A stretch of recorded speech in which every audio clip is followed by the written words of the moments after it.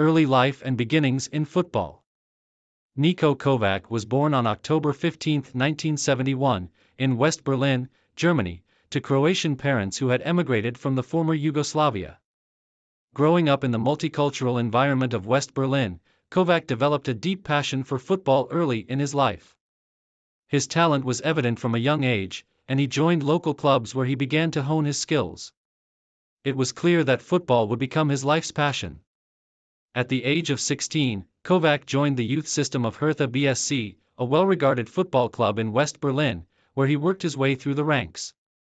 His performances in the youth teams quickly attracted attention, and by the age of 18, Kovac made his first team debut for Hertha BSC in the Bundesliga in 1989. His style of play, characterized by intelligent positioning, versatility, and a strong passing game, stood out even at that early age. Though Kovac played his early years in Germany, his Croatian roots were always an integral part of his identity. He represented Croatia at various youth levels, playing for the U21 team, where he showed immense promise. His performances at the youth level laid the groundwork for his future as a mainstay in both European club football and the Croatian national team. Club career, rise to prominence. Kovac's breakthrough in professional football came in 1991 when he made a permanent move to Bayer Leverkusen, one of Germany's top clubs. His style of play, disciplined in defense, composed on the ball, and tactically astute, made him an essential part of the team. Over the next several years, Kovac's development continued, and his consistency earned him recognition within both the German Bundesliga and European football circles. His time at Leverkusen, 1991 to 1996, allowed him to mature as a player. Though initially considered a defensive midfielder, Kovac's versatility allowed him to play in various positions, including central midfield and defensive roles. He became known for his ball-winning ability, composure under pressure, and leadership on the pitch. Kovac also displayed a knack for scoring important goals from midfield, adding an attacking threat to his defensive responsibilities. In 1996, Kovac made a significant move to AS Monaco in France's Ligue 1, where he continued to shine under the guidance of manager Jean Tigana. His time at Monaco further enhanced his reputation, as he played alongside world-class players like Youri Djorkaeff and Thierry Henry. Kovac helped the club to secure important victories and played a key role in their campaigns in both domestic and international competitions, such as the UEFA Champions League. After his successful spell in France, Kovac moved to Serie A in Italy in 1999, signing with Internazionale. Although his time in Italy was marked by strong performances, he struggled to find the same level of consistency that he had enjoyed in previous years, leading to a mid-career shift back to Germany. In 2001, Kovac rejoined Bayer Leverkusen in the Bundesliga, where he continued to offer his services as a central midfielder. During this phase, he became known for his leadership qualities and his ability to manage the tempo of games, and he formed an integral part of the squad that secured a top-4 finish in the Bundesliga. Croatian national team career, glory and international recognition. Kovac's international career with the Croatian national team began in 1996 when he made his debut in a UEFA European Championship match against Turkey.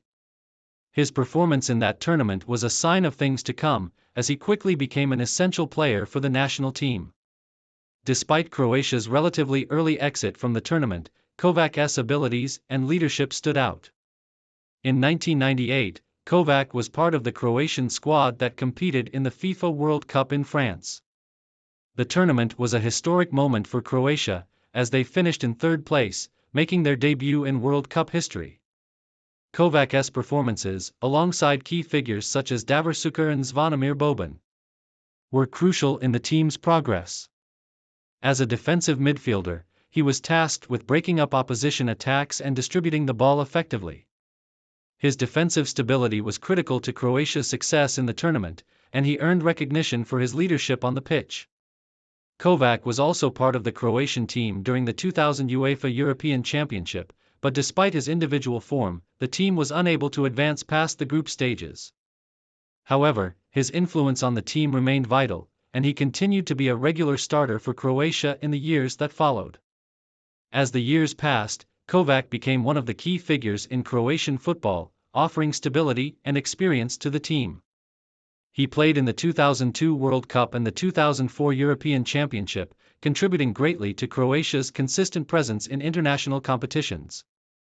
The peak of his career, successful stints in the Bundesliga and return to international football. Kovac's peak years as a player came in the early 2000s when he was recognized as one of the top midfielders in European football. His time at Bayer Leverkusen, combined with his performances for the Croatian national team, saw him evolve into a well-rounded player capable of both defending and creating opportunities for his teammates.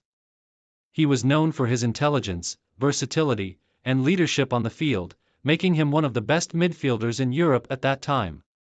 His standout performances in the 2002 FIFA World Cup marked the culmination of his international career. Though Croatia did not progress past the group stage, Kovac continued to showcase his class in the midfield, playing with distinction against top teams like Mexico and Italy. Kovac also enjoyed a highly successful period at Bayer Leverkusen, where he formed a formidable midfield partnership with other Croatian talents, including Niko Kranjčar and Ivan Rakitic. His leadership qualities earned him the captaincy of the national team, a role he held until his retirement from international football in 2009. Retirement and legacy. Niko Kovac officially retired from professional football in 2011 after a final stint with Red Bull Salzburg in Austria, where he had joined in 2009. His move to Salzburg was seen as a fitting way to close out a highly successful career. Kovac continued to display his leadership and maturity as a player and helped Salzburg to domestic success before finally retiring. In the years following his retirement, Kovac transitioned into coaching. He was appointed as the manager of Croatia's national team in 2013, following in the footsteps of many top footballers who have moved into management after their playing careers. Under his guidance, Croatia showed promising signs of progress, though Kovac's stint as coach ended after a short period. Later, he also took on management roles in various European clubs, including AS Monaco and Bayer Leverkusen, further expanding his coaching career. Kovac's legacy as a player is one of the greatest in Croatian football history. His leadership, versatility, and football intelligence have left an indelible mark on both Croatian national football and the clubs he played for. His influence can still be seen in Croatian football today, where his impact as a player and coach continues to resonate. Conclusion. Niko Kovac's journey from a young talent in West Berlin to a stalwart of Croatian football and a successful international player is a testament to his determination, skill, and leadership. His time at clubs like Bayer Leverkusen, AS Monaco, and Red Bull Salzburg demonstrated his consistency at the top level of European football. Furthermore, his achievements with the Croatian national team, including his pivotal role in the 1998 FIFA World Cup, solidified his status as one of Croatia's football legends. As both a player and a coach, Kovac has left an indelible mark on the game, and his contributions to Croatian football remain a significant part of the country's sporting history. Early life and beginnings in football. Wesley Sonk was born on August 9, 1978, in the city of Neerpelt, located in the province of Limburg in Belgium. Growing up in a football-loving family, Sonk's introduction to the sport came at a very young age. His father, a former amateur footballer, played an influential role in nurturing his son's interest in the game. Living in a country where football is a national passion, it was clear from the start that Sonk had the natural talent to become a prominent player. Sonk's youth career began at the local club, Kilovolt Oostende, where he first started to show his flair for scoring goals. His ability to find the back of the net with ease, combined with his exceptional positioning and sharp instincts, quickly caught the attention of scouts and coaches. By the time he was in his teenage years, Sonk was already a highly regarded prospect in Belgian football. His potential was clear, and it wasn't long before he moved on to bigger clubs in Belgium, where his development as a player would truly begin to take shape. Early career at Lommel SK. Sonk's professional career began at Lommel SK, a club based in the Flanders region of Belgium. After progressing through the youth ranks, he made his debut for the senior team in the late 1990s. Lommel SK, at the time, was not one of the top clubs in Belgium, but it provided Sonk with the opportunity to showcase his talents and gain invaluable experience. His performances at Lommel showed his ability to be a clinical finisher, and his sharp movement off the ball was already evident. During his time at Lommel, Sonk's goal-scoring record impressed many observers. He was a constant threat in front of goal, using his pace and precise finishing to rack up goals in the Belgian Pro League. His rise through the ranks was swift, and it didn't take long for bigger clubs to start taking notice of the young striker. His time at Lommel was crucial for his development, giving him the foundation to eventually make the leap to one of Belgium's more prestigious clubs. Breakthrough at KA Gent. In 2000, Wesley Sonk made a significant move to KAA Gent, one of Belgium's top football clubs. This transfer represented the next step in his career, as he joined a team with higher ambitions in both domestic and European competitions. His time at Gent marked the beginning of Sonk's rise to prominence as one of the top strikers in Belgium. At KAA Gent, Sonk quickly established himself as a key player. He was known for his incredible goal-scoring ability, which made him one of the most feared forwards in the Belgian Pro League. His impressive performances earned him the reputation as a clinical striker, always in the right place at the right time. Sonk's time at Gent saw him not only dominate in the league but also make an impact in European club competitions, where he faced stronger opposition. In 2002, he won the Golden Boot as the league's top scorer, solidifying his position as one of Belgium's most talented strikers. Sonk's incredible ability to score goals from all areas of the pitch, whether from headers, long-range shots, or clinical finishes in one-on-one situations, made him an invaluable asset to the team. His performances at Gent opened doors for him in the international scene and firmly put him on the radar of bigger clubs. Move to RSC Anderlecht. In 2004, after several seasons of impressive performances at Gent, Wesley Sonk made a high-profile move to RSC Anderlecht, one of Belgium's most successful and historic clubs. The transfer to Anderlecht marked a significant step in Sonk's career, as he now had the chance to compete for domestic titles and represent his club in European competitions. At Anderlecht, Sonk's goal-scoring prowess continued to shine.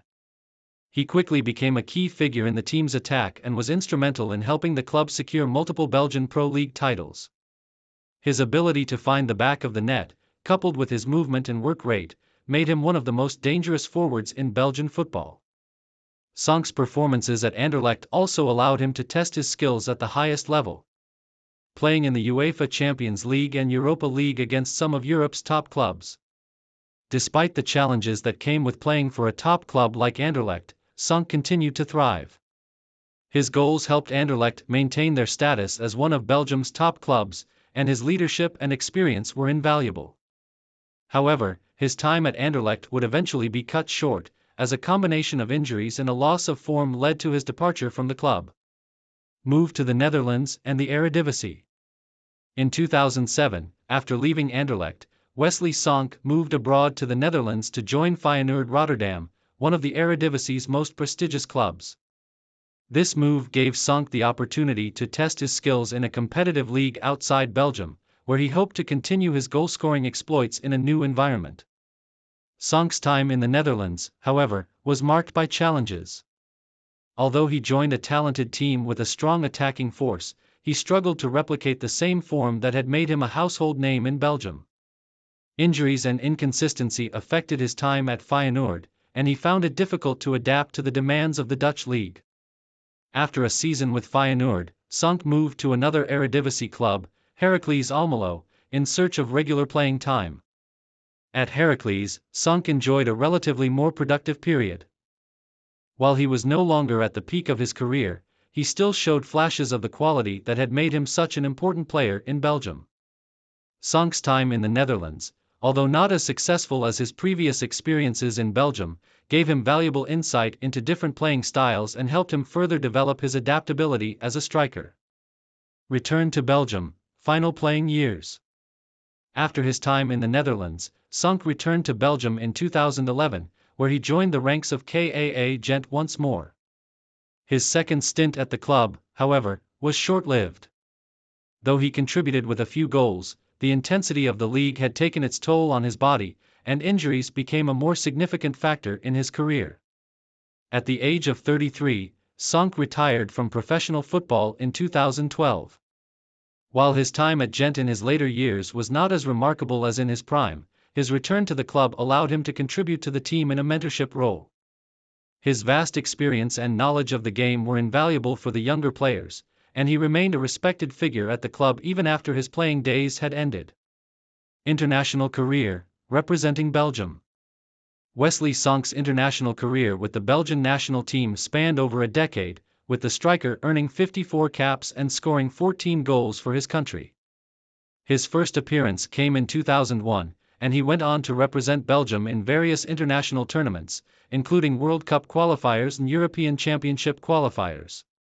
Sonk was known for his clinical finishing and ability to score crucial goals, particularly during qualifying campaigns. One of his most memorable performances for Belgium came during the 2002 FIFA World Cup qualification campaign, where he was a key player in Belgium's efforts to secure a spot in the tournament. Though Belgium failed to qualify for the World Cup, Sonk's individual contributions were notable, and he remained an important figure for his national team in the years that followed. Sonk's most significant international tournament appearance came at UEFA Euro 2000, where he was part of the Belgian squad that reached the semi-finals. Although he did not feature prominently during the tournament, his inclusion in the squad highlighted his importance to the national team. Despite the limited success of the Belgian national team during his tenure, Sonk's contribution to international football cannot be overlooked. His performances on the international stage showcased his ability to compete at the highest level and cemented his place in Belgian football history. Early life and beginnings in football. Angelo Di Livio was born on February 26, 1969, in the town of Rome, Italy, and he grew up with a natural passion for football. His early years were filled with the excitement and energy of a city that lives and breathes the sport. Di Livio's football journey began in his local area, where he joined small youth teams, gradually developing his talent and making his way through various local clubs. Known for his stamina, work ethic, and enthusiasm on the field, Di Livio quickly became known as a player who gave his all for the team. His formative years were spent playing in the lower divisions of Italian football, where his style of play, characterized by high energy, tactical awareness, and a dogged determination, started to take shape. By the time he joined the youth ranks of Lazio, Di Livio was already known for his versatility, able to play both as a winger and a central midfielder. His style of play combined speed, vision, and commitment, making him stand out in an era known for tactical discipline and defense-first attitudes. Professional debut and early career. Angelo Di Livio's professional career began when he joined Lazio's senior team in the late 1980s. He made his Serie A debut in 1987, at the age of 18, after a few seasons in the youth team and lower divisions. Although he was still a young player, Di Livio was already showing signs of the relentless work ethic and tactical maturity that would define his career. Lazio, at the time, was a club in transition, moving from mid-table mediocrity toward becoming one of Italy's more competitive clubs. While Di Livio's first seasons in Serie A were largely spent learning from more experienced players, it was clear that his talent and drive would allow him to make an impact. His energy and desire to make a name for himself on the pitch made him a fan favorite early on. He became a regular fixture in the Lazio squad during the late 1980s and early 1990s, showcasing his dynamic abilities and versatility. His contributions to the team were valued, even if Lazio was still a team that struggled to contend for the top positions in Serie A. Rise to prominence with Fiorentina. After spending several seasons with Lazio, Di Livio made a significant move in his career when he joined Fiorentina in 1992. This marked a crucial turning point for the player, as he quickly became an integral part of a highly competitive Fiorentina squad. Under the management of Italian football legends like Giovanni Trapattoni and others, Fiorentina was pushing for European spots and aiming to regain its stature in Italian football. At Fiorentina, Di Livio truly blossomed. He became known for his tireless work rate, ability to deliver precise crosses, and his reputation as a clutch player. His performances in the mid-1990s helped elevate Fiorentina into the upper echelons of Italian football, regularly competing for European qualification and domestic honors. Di Livio's consistent performances made him a key player in a team that boasted stars like Roberto Baggio, and he formed an important link in the midfield. Perhaps Di Livio's most significant achievement with Fiorentina was the team's victory in the 1996 Coppa Italia, a prestigious title for the club. Fiorentina's success during the period helped solidify Di Livio's reputation as one of Italy's most dependable and versatile midfielders. As a player known for his work ethic, Di Livio's role in the team was often underappreciated by outsiders, but it was critical to Fiorentina's success during those years. His adaptability, tireless running, and ability to cover vast areas of the pitch made him indispensable. Juventus and domestic success.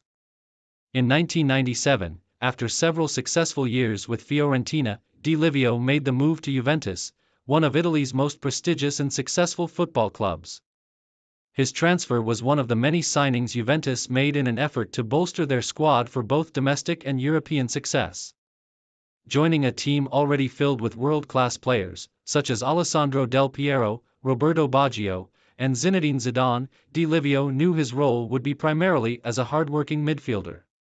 At Juventus, Di Livio reached the peak of his career, as he was able to win numerous domestic and international honors. His tactical discipline, work ethic, and consistency became vital parts of Juventus' success, especially during their dominance in Serie A and their competitive runs in European competitions. His energy in the midfield was crucial for Juventus, as he frequently tracked back to help his team defensively, but also made forward runs to support the attack when necessary. His versatility allowed him to play as a wide midfielder or in a deeper central role, depending on the team's needs. Di Livio was part of the Juventus squad that won the 1997-98 Serie A title and helped guide them to the 1997 UEFA Champions League final, although they were narrowly defeated by Real Madrid. His contributions during these seasons were critical, as he became a player who could be relied upon in the most crucial matches. The 2000s and international career. Angelo Di Livio's international career with Italy was another defining aspect of his football life. He was a regular for the Italian national team in the late 1990s and early 2000s, participating in major tournaments such as the UEFA European Championship and the 1998 FIFA World Cup. Though he was often a peripheral figure behind stars like Francesco Totti, Alessandro Del Piero, and Roberto Baggio, Di Livio's commitment and professionalism earned him a place in Italy's World Cup squad. In the 2000 UEFA European Championship, Di Livio played an important role, helping Italy reach the final, where they lost to France in a penalty shootout. Despite the heartbreak, his contributions throughout the tournament were invaluable. His work rate, defensive contributions, and ability to link up play were evident throughout the competition. Although Italy would not win a major international trophy during his career, Di Livio's consistency in the national team remained highly valued. Later career and retirement.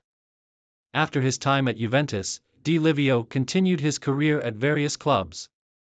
He spent a season with AS Roma, before returning to Fiorentina for one final stint in Serie A.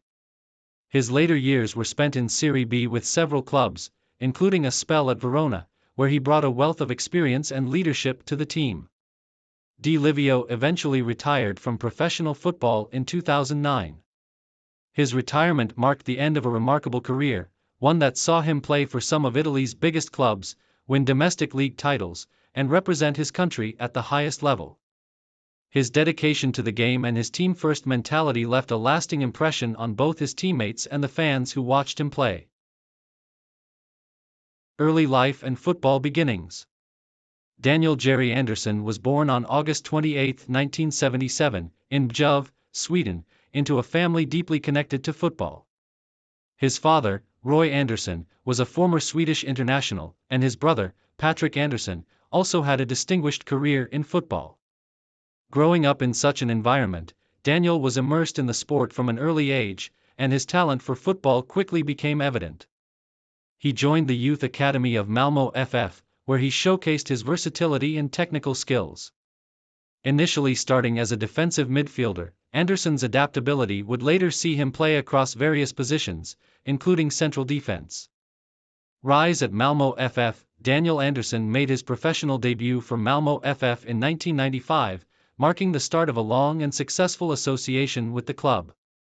His early years with Malmö established him as a player with excellent game-reading abilities, strong tackling, and a composed demeanor on the ball.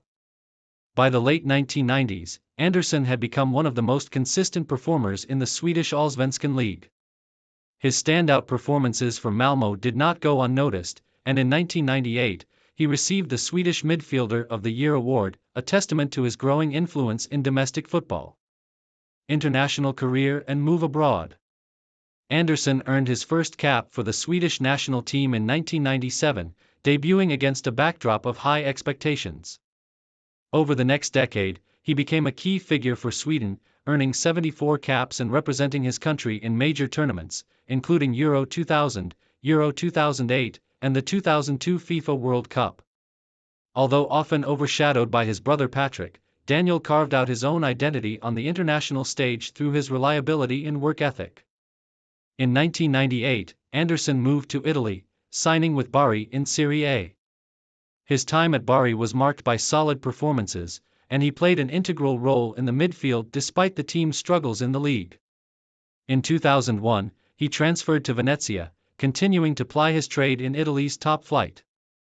Known for his tactical intelligence and composure under pressure, Andersson proved a valuable asset in the highly competitive Serie A environment. In 2003, Andersson joined Chievo Verona, further enriching his experience in one of Europe's toughest leagues. Despite facing relegation battles, his Italian adventure helped refine his skills and provided him with the opportunity to play alongside and against some of the best players in the world. Return to Malmö FF and club leadership. In 2004, Andersson returned to Malmö FF, marking the beginning of a new chapter in his career. His homecoming coincided with Malmö's first Allsvenskan title in 15 years, with Andersson playing a vital role in the midfield. Over the next decade, he became the cornerstone of the team, transitioning from player to leader. His leadership qualities were formally recognized when he was appointed club captain, a role he held for several seasons. Andersson's ability to mentor younger players and inspire his teammates contributed significantly to Malmö's sustained success in domestic competitions. By the late 2000s, Andersson had transitioned into a more defensive role, utilizing his tactical acumen to excel as a center-back. This positional shift extended his career and further highlighted his adaptability as a player. Legacy and final playing years. Andersson retired as a player in 2011, bringing an end to a career spanning more than 15 years at Malmö FF. Over the course of his career, he made over 300 appearances for the club, cementing his status as a Malmö legend. Beyond his contributions on the pitch, Andersson was admired for his professionalism, humility, and unwavering commitment to his team. Post-retirement, Andersson remained closely associated with Malmö FF, taking on roles in coaching and management. His knowledge of the game and deep understanding of the club's culture made him an invaluable figure in shaping Malmö's future generations. Personal life and legacy. Daniel Andersson's football career is defined by his versatility, consistency, and leadership. While he may not have achieved the same global recognition as his brother Patrick, he carved out a unique legacy built on hard work and dedication. His longevity in the sport and his seamless transitions between midfield and defense demonstrate his tactical intelligence and willingness to adapt for the greater good of his team. Off the pitch, Andersson remains a respected figure in Swedish football, contributing to the sport's development at both the grassroots and professional levels. His story serves as an inspiration for aspiring footballers, emphasizing the value of perseverance and versatility in achieving a successful career. Early life and beginnings. Niklas Alexandersson was born on December 29, 1971, in Halmstad, Sweden, into a football-loving family. His father, Lennart Alexandersson, was also a professional footballer who played in Sweden's top league, which influenced Niklas's early passion for the sport. Growing up in Halmstad, Niklas joined the youth academy of Halmstads BK, where he began honing his skills as a versatile midfielder. Alexandersson's talent became apparent during his teenage years. He had excellent technical abilities, remarkable stamina, and the capacity to play in various midfield roles. These qualities would define his career and make him one of Sweden's most dependable players. Club career beginnings at Halmstads BK. Alexandersson made his senior debut for Halmstads BK in 1989. Over the next 5 seasons, he developed into one of the Allsvenskan League's most consistent performers. His ability to control the midfield, combined with his knack for scoring crucial goals, earned him widespread recognition. Alexandersson's standout performances for Halmstads were pivotal in helping the club compete effectively in Sweden's top league during this period. Breakthrough at IFK Göteborg. In 1995, Alexandersson made a significant career move to IFK Göteborg, one of Sweden's most successful clubs. His time at Göteborg coincided with the team's efforts to maintain dominance in the domestic league while competing in European tournaments. Alexandersson excelled with Göteborg, becoming a key player known for his work rate, passing precision, and ability to perform under pressure. While at Göteborg, Alexandersson helped the team win the Allsvenskan League title in 1996. His success at the club level also bolstered his international career as he became a regular fixture in the Swedish national team.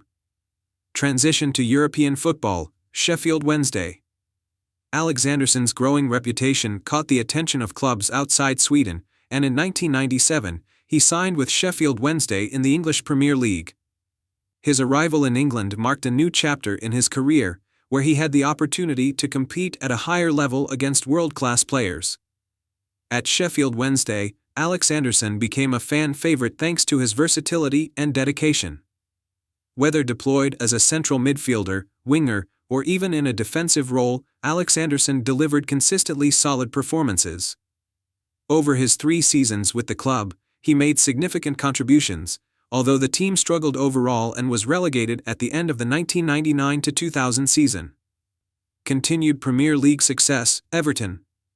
In 2000, Alexandersson joined Everton, remaining in the Premier League. His time at Everton was marked by consistent displays of professionalism and adaptability. While he was not a prolific scorer, his defensive contributions and ability to link up play made him a valuable squad player. Alexandersson's experience and composure were assets to Everton, especially during crucial fixtures.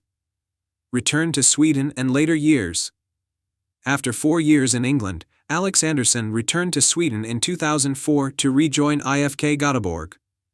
Back in familiar surroundings, he played a leading role in the club's resurgence and helped mentor younger players. Alexandersson's wealth of experience, combined with his unwavering work ethic, ensured that he remained an influential figure on and off the pitch.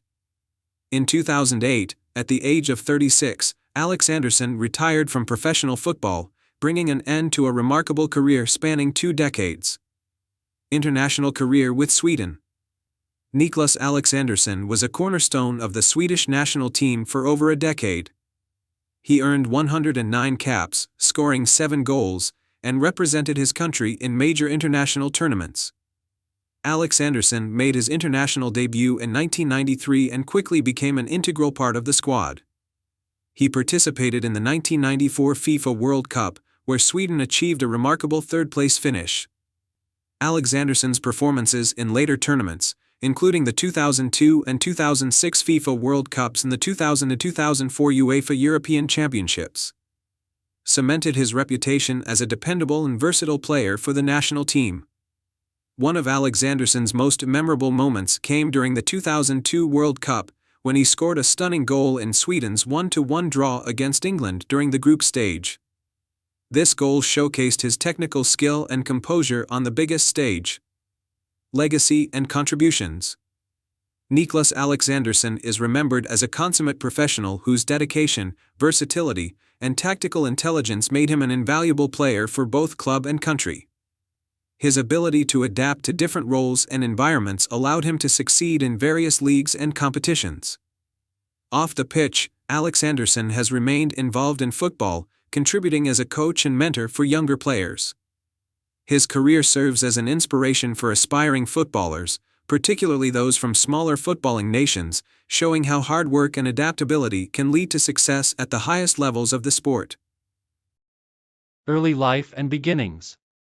Gabriel Esteban Caballero Scheiker was born on February 5, 1971, in Rosario, Argentina. Growing up in a city known for its passionate football culture, Gabriel's love for the sport was ignited in the bustling streets and community fields. The youngest of 3 siblings, he often played with older children, sharpening his skills and resilience. From an early age, Gabriel showed a natural aptitude for football, combining technical finesse with an unrelenting work ethic. His parents, though modest in means, supported his aspirations, ensuring he had the opportunity to pursue formal training. He joined the youth setup of Central Córdoba, a local club in Rosario, where he began developing the foundation of his professional career. Professional career in Argentina. Gabriel made his professional debut in the early 1990s with Central Córdoba. Though his time with the club was relatively short, it served as a stepping stone, showcasing his potential as a versatile midfielder. He soon moved to Ferrocarril Oeste, a more prominent team in Argentine football. At Ferrocarril Oeste, Gabriel demonstrated his adaptability and tactical intelligence, attributes that would become hallmarks of his career.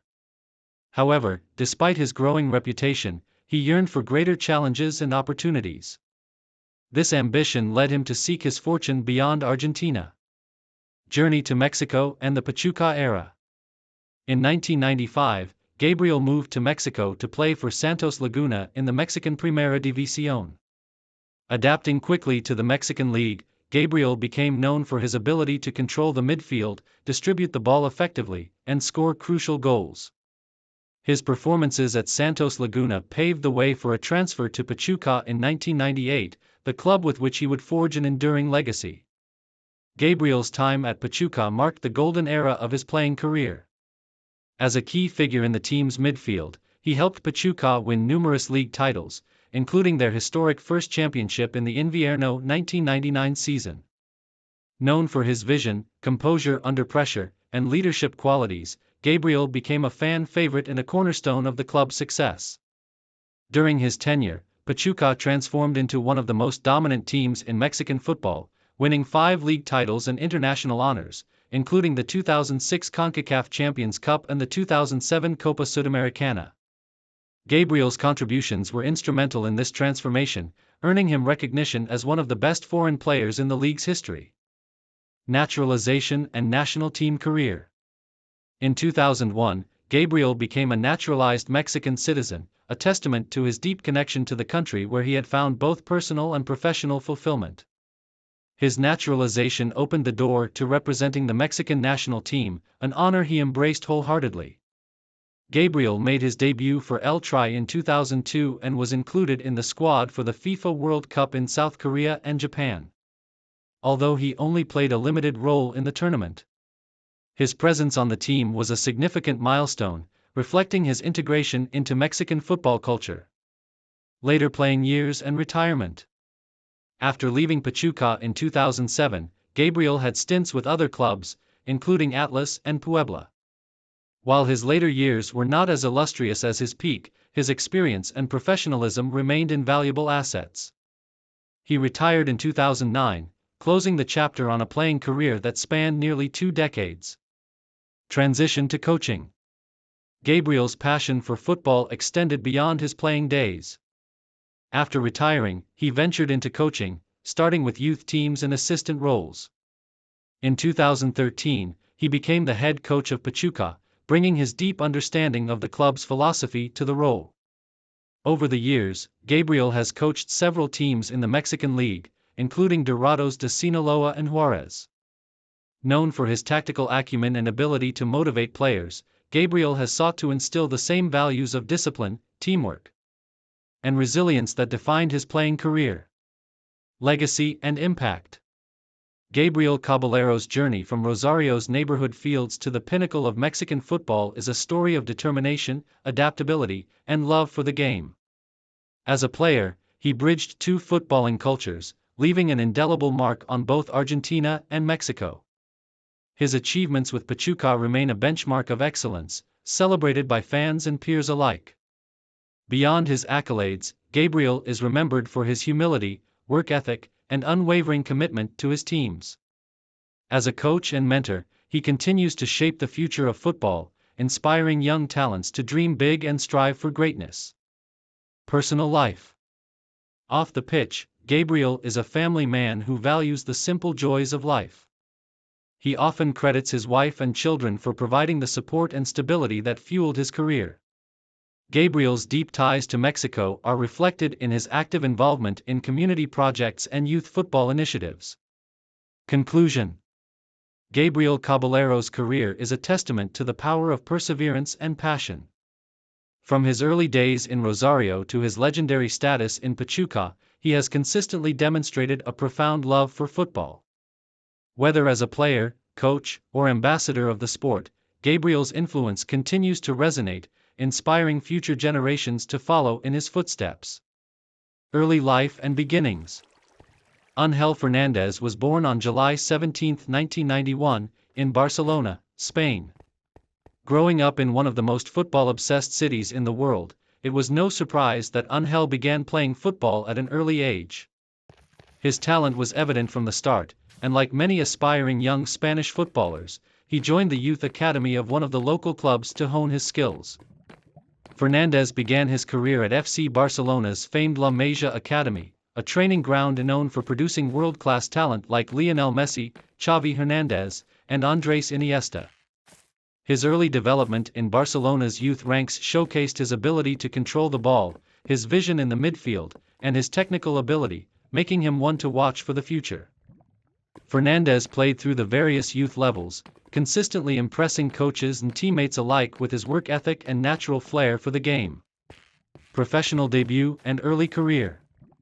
Ángel Fernández's professional career began when he made his debut in the FC Barcelona B team. Playing in Spain's Segunda División B, Fernández was able to showcase his talents at a more competitive level. Though he didn't make an immediate jump into the first team, his performances for the B team were promising, and he quickly gained attention from other clubs in Spain. In 2012, after several seasons with Barcelona B, Fernández decided it was time to move on in search of more playing time. He left the famed La Masia Academy and signed with Real Zaragoza, another prominent Spanish football club. With Zaragoza, Fernández began to make strides in his professional career, securing more regular playing time and contributing in various midfield positions.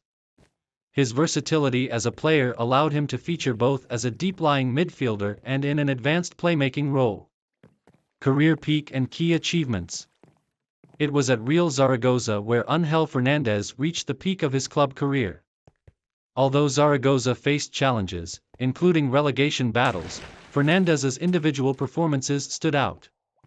His vision, passing range, and composure under pressure earned him a reputation as one of the promising midfielders in Spanish football. He was instrumental in Zaragoza's midfield, orchestrating attacks and breaking up opposition plays. His work ethic and leadership on the pitch were lauded by both teammates and coaching staff. During his time at Zaragoza, Ángel was able to play in key games against some of Spain's best teams in the La Liga. He made several notable appearances, contributing assists, and occasionally scoring goals to help his team during crucial moments of the season. However, Zaragoza's financial issues and struggles in the league meant that they never fully stabilized as a top-tier club, and Fernández eventually began to explore other opportunities. As his career progressed, Fernández found himself in and out of the starting lineup, which is not unusual for many players in highly competitive environments. Despite this, he continued to showcase his skill, earning recognition for his consistency in performance. Move to international and other clubs. After his time at Zaragoza, Ángel Fernández transitioned to several clubs within Spain and abroad, playing for teams in Italy and Greece, where his versatile skills continued to shine. His stints in foreign leagues were characterized by his ability to adapt quickly to different styles of play, showing that his technical abilities allowed him to thrive in various tactical systems. At AEK Athens in Greece, Fernández had a notable stint, where he competed in both the domestic league and international competitions like the UEFA Europa League. His performances for the Greek club further solidified his reputation as a reliable and skilled midfielder. Fans of AEK Athens appreciated his creative passing and the ability to control the tempo of the match from midfield. Challenges and setbacks. Like many professional footballers, Ángel Fernández's career wasn't without its challenges. Injuries plagued his time at various clubs, and his inability to maintain a consistent place in the starting lineup for some of his teams made it difficult to achieve sustained success. At times, this caused his potential to be underutilized, leaving him yearning for more playing time and recognition. Moreover, while he had notable stints in several countries, Fernandez's international career remained limited. He made several appearances for the Spanish U21 team during his younger years but was never able to break into the senior national team, despite being regarded as one of the most talented midfielders in Spain's domestic leagues at various points of his career. Last years and retirement. In the latter stages of his playing career, Ángel Fernández found himself returning to Spain for a final chapter in his career. Playing for smaller clubs in Spain's lower divisions, he continued to contribute as an experienced midfield presence, mentoring younger players while still showcasing his abilities on the pitch. Eventually, at the age of 35, Ángel Fernández announced his retirement from professional football, bringing to a close a career that had spanned several countries and a variety of footballing experiences. Though he never achieved the top-tier success that some of his contemporaries enjoyed, his contribution to every team he played for was never in question. In retirement, Fernández has remained involved in the footballing world, taking on roles in coaching and youth development, sharing his wealth of knowledge with the next generation of Spanish talent. Legacy and influence. While Ángel Fernández may not be a household name in football, his story is a testament to the determination and resilience that many professional footballers experience. His versatility, skill, and leadership on the field have left a lasting impact on the clubs he represented. In particular, his contributions to Real Zaragoza, AEK Athens, and several other clubs in Spain and abroad remain a part of their rich footballing history. Fernández's story also highlights the challenges faced by many talented footballers who may not receive the recognition or accolades that they deserve, yet still continue to make significant contributions to their teams. Though his playing days are over, Fernández remains a respected figure in the football community. His journey serves as an inspiration to young players looking to carve out careers in professional football, reminding them that success can come in many forms and often requires patience, perseverance, and adaptability. Conclusion: Ángel Fernández's career may not have reached the heights of some of his contemporaries, but his dedication, versatility, and skillful play made him an important figure in Spanish football during his time. From his early days at Barcelona's La Masia Academy to his successful runs at Real Zaragoza and AEK Athens, his journey is one of resilience and talent, marking him as a player who gave everything for the game he loved. Early life and introduction to football. Paolo Maldini was born on June 26, 1968, in Milan, Italy, into a family deeply entrenched in football. His father, Cesare Maldini, was a former professional footballer who captained AC Milan to its first European Cup victory in 1963. Growing up in such an environment, Paolo was naturally inclined toward football. He joined AC Milan's youth academy at the age of 10, quickly making his mark with his exceptional skills and maturity on the pitch. From an early age, Paolo exhibited qualities of discipline, intelligence, and a deep understanding of the game. These traits would later define his career as one of the greatest defenders in football history. Professional debut and early years at AC Milan. Maldini made his professional debut for AC Milan on January 20, 1985, at just 16 years old, during a Serie A match against Udinese. Despite his youth, he impressed both fans and coaches with his composure and adaptability. Initially deployed as a right back, Maldini's versatility allowed him to transition seamlessly into the left-back position, where he would excel for the majority of his career. Under the guidance of coaches such as Nils Lidholm and later Arrigo Sacchi, Maldini became an integral part of Milan's squad. His defensive solidity and ability to contribute to attacking plays made him stand out in a team brimming with talent. The rise of a legend, late 1980s to 1990s. The late 1980s marked the beginning of AC Milan's golden era, and Maldini was at the heart of it. Playing alongside legendary defenders like Franco Baresi, Alessandro Costacurta, and Mauro Tosatti, Maldini formed part of what is often considered one of the greatest defensive units in football history. Under Sacchi's revolutionary tactics, Milan won back-to-back European Cups in 1988-89 and 1989-90, as well as multiple Serie A titles. Maldini's performances were pivotal, and his ability to read the game, make crucial interceptions, and deliver precise crosses became his trademarks. In the 1990s, under Fabio Capello, Milan continued to dominate Italian and European football. The team won an incredible 5 Serie A titles in the decade, including an unbeaten league campaign in 1991-92. Maldini's leadership qualities emerged during this time, and he was often seen as the natural successor to Baresi as Milan's defensive leader. Captaincy and continued success. After Baresi's retirement in 1997, Maldini was named AC Milan's captain, a role he held with distinction until his retirement. As captain, Maldini embodied Milan's ethos of professionalism and excellence. Despite the challenges of transitioning to a new generation of players, Maldini led Milan to continued success. In the 2002-2003 season, Maldini guided Milan to the UEFA Champions League title, defeating Juventus in a dramatic final. This victory was particularly significant, as it marked Milan's resurgence as a European powerhouse.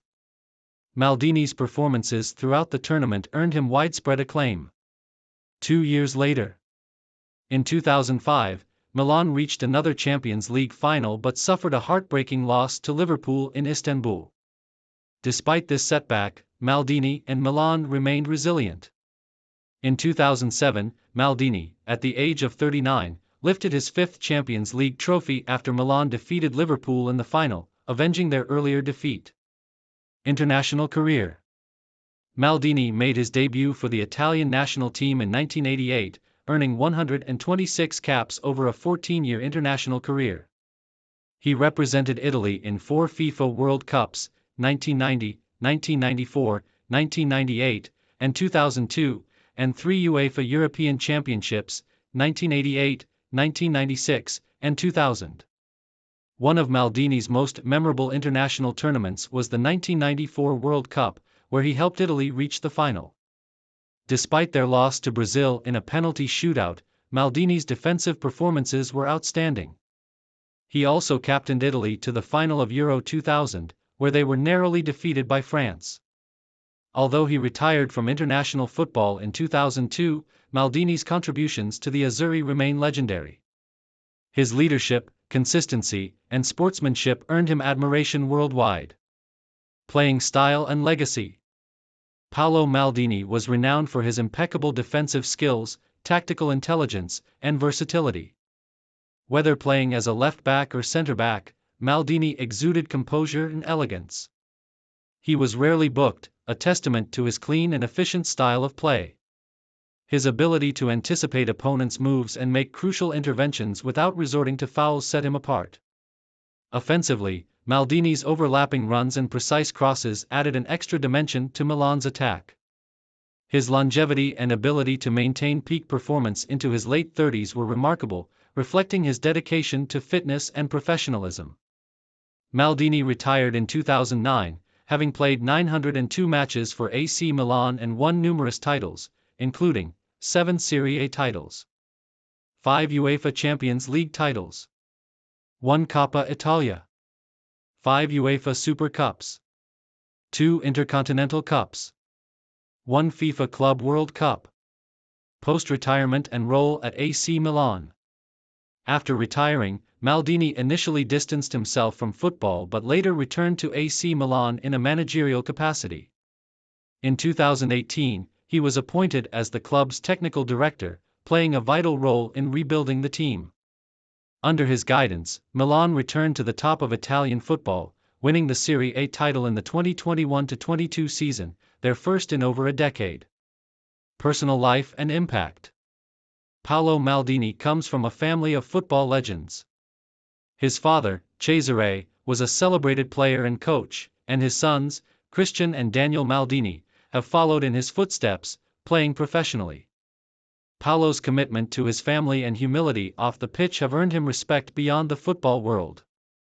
Maldini is widely regarded as one of the greatest defenders of all time and an icon of loyalty and professionalism.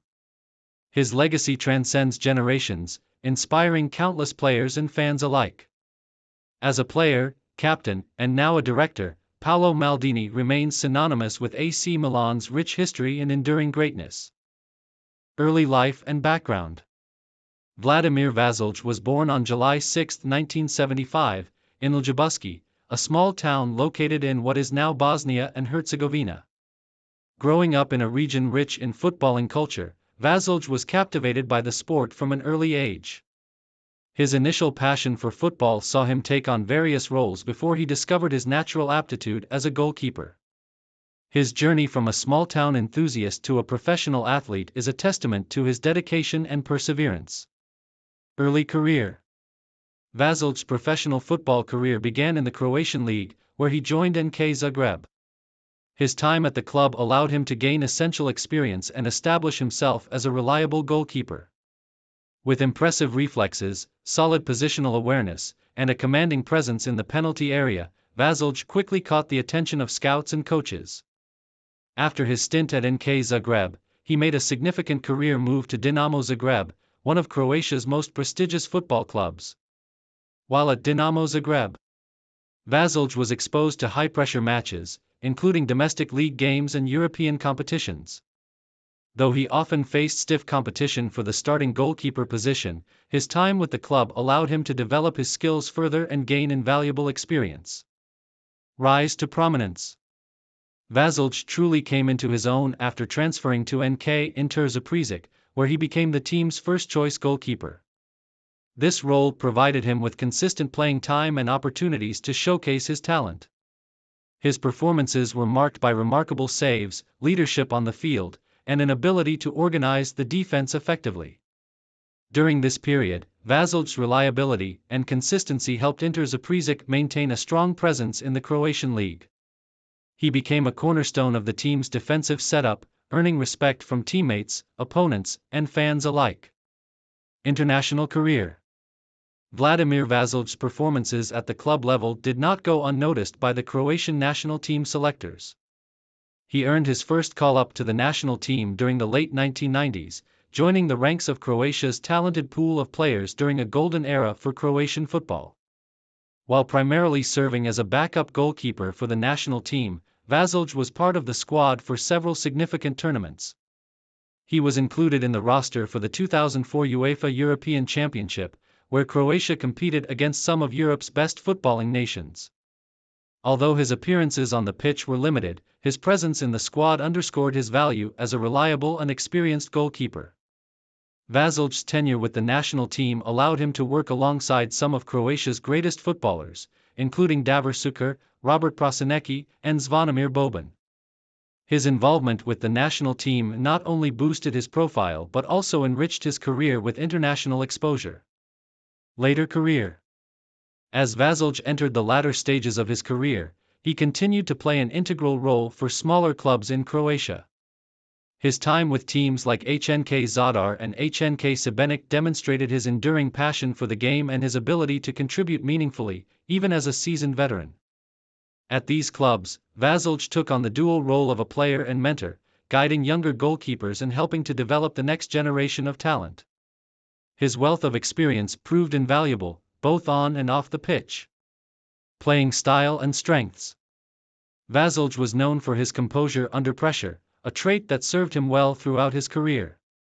As a goalkeeper, he excelled in shot-stopping, particularly in one-on-one situations, and his height and reach made him a formidable presence in aerial duels. His ability to read the game and position himself effectively allowed him to make crucial saves and provide a sense of security for his team. His leadership qualities and communication skills were also noteworthy. Vasilj's ability to organize the defense and maintain focus during high-stakes moments earned him the respect of teammates and coaches. Retirement and legacy. Vladimir Vasilj retired from professional football in the mid-2000s, leaving behind a career that exemplified dedication, perseverance, and professionalism. While he may not have achieved the same level of fame as some of his contemporaries, Vasilj's contributions to Croatian football, both at the club and international levels, remain significant. His journey from a small town in Bosnia and Herzegovina to the upper echelons of Croatian football serves as an inspiration for aspiring footballers. Vasilje's career is a reminder of the importance of hard work, adaptability, and a deep love for the game. Conclusion: Vladimir Vasilje's career is a story of consistency and commitment. Whether as a dependable club player or a supportive presence in the national team, Vasilje exemplified the qualities of a true professional. His legacy in Croatian football is one of steady contributions and a dedication to the sport that continues to inspire. Early life and background. Gerardo Tirado Díaz de Bonilla, born on April 30, 1979, in Mexico City, Mexico, is one of the most distinguished midfielders in the history of Mexican football. Known for his tenacity, vision, and leadership, Tirado's career spanned nearly 2 decades, both domestically and internationally. Growing up in a sports-oriented family, Tirado developed an early passion for football. His disciplined approach and strong work ethic were evident from a young age, traits that would define his career. Tirado began his football journey in local youth leagues, where his potential was quickly recognized. He joined the prestigious youth academy of UNAM Pumas, a stepping stone for many of Mexico's top talents. Club career beginnings. Tirado made his professional debut with UNAM Pumas in 1997, showcasing his versatility and determination as a central midfielder. His performances with Pumas caught the attention of international scouts, and in 2000, he made the leap to European football, signing with CD Tenerife in Spain. In Spain, Tirado's aggressive playing style and ability to break up opposition attacks earned him recognition. After a stint with Tenerife, he moved to Polideportivo Ejido, where he continued to develop his skills in a more prominent role. By 2002, Tirado had signed with Sevilla FC, where he played alongside some of Europe's elite talent. Although his time at Sevilla was brief, it provided him with valuable experience and further solidified his reputation as a reliable midfielder. Return to Mexico and success with Cruz Azul. In 2005, Gerardo Tirado returned to Mexico, joining Cruz Azul, a club where he would become an icon. Over the course of 11 years with La Máquina, Tirado played more than 300 matches, often wearing the captain's armband. His leadership and consistency were instrumental in Cruz Azul's domestic and international campaigns. Tirado's tenure at Cruz Azul saw him lead the team to multiple finals, including the Liga MX, CONCACAF Champions League, and the Copa MX. His ability to control the tempo of games and contribute both defensively and offensively made him a cornerstone of the team. Tirado's dedication to Cruz Azul earned him the nickname El Borrego among fans, reflecting his tenacity and hardworking nature. International career. Gerardo Tirado's international career with the Mexican national team was equally illustrious. He earned his first cap in 1999 and quickly became a mainstay in the squad, representing Mexico in 3 consecutive FIFA World Cups, 2002, 2006, and 2010. Known for his aggressive tackling and tireless work rate, Tirado was a key figure in Mexico's midfield during this era. In addition to the World Cup, Tirado also represented Mexico in several CONCACAF Gold Cups, winning the tournament in 2003, 2009, and 2011. His performances in the Gold Cup finals were often pivotal, and his leadership on the field was a major factor in Mexico's success. Tirado also played in the Copa America and FIFA Confederations Cup, further demonstrating his ability to compete at the highest level. Over the course of his international career, he earned 146 caps, making him one of the most capped players in Mexico's history. Leadership and playing style. Throughout his career, Tirado was known for his no-nonsense playing style. As a defensive midfielder, he excelled at breaking up opposition attacks, dictating the rhythm of play, and providing a shield for the defense. His tactical intelligence, combined with his physicality and stamina, made him an invaluable asset for both club and country. As a leader, Tirado was vocal and passionate, often rallying his teammates during crucial moments. His ability to inspire those around him was evident in his role as captain for both Cruz Azul and the national team. Final years and retirement. After leaving Cruz Azul in 2016, Tirado had brief stints with Indy 11 in the United Soccer League, USL, where he brought his vast experience to the emerging league. He retired from professional football in 2017, closing the chapter on a remarkable playing career. Post-retirement and legacy. Following his retirement, Gerardo Tirado transitioned into football administration and coaching. In 2018, he was appointed as the sporting director for the Mexican national team, playing a key role in shaping the team's strategy and development. His leadership off the pitch has been as impactful as his contributions on it, earning him respect in the footballing community. Tirado's legacy is defined by his resilience, consistency, and leadership. As one of Mexico's most decorated players, he remains a role model for aspiring footballers and a symbol of dedication to the sport.